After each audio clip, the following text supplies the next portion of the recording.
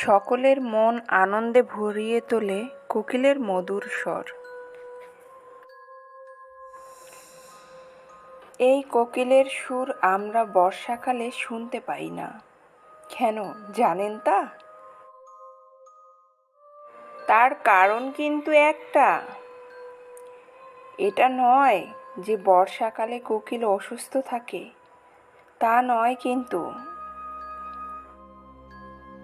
কোকিল সিদ্ধান্ত নেয় নীরব থাকার, কিন্তু এ সিদ্ধান্ত কেন নেয়? এটা হচ্ছে প্রশ্ন।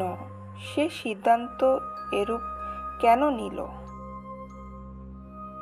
তার কারণ হলো বর্ষার ঋতুতে অনেক ছোট ছোট স্থানে জল জমে, সেই কারণে অনেক ব্যাঙাচির জন্ম হয়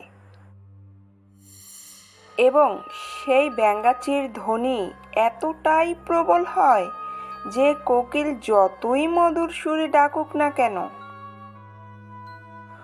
ওর স্বর আমাদের কানে পৌঁছাবে না।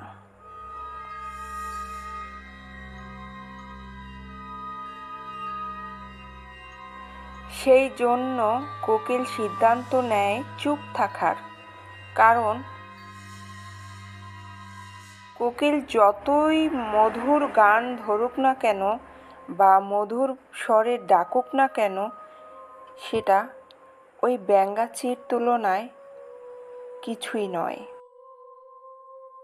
সেই জন্যেই কোকিল সিদ্ধান্ত নেয় চুপ থাকার। আর এটাই আমাদের শিক্ষণীয় বিষয় যে আপনি যদি এমন কোথাও থাকেন আর আপনার আশেপাশে এমন মূর্খ লোক থাকে, সেখানে চুপ থাকাই ভালো।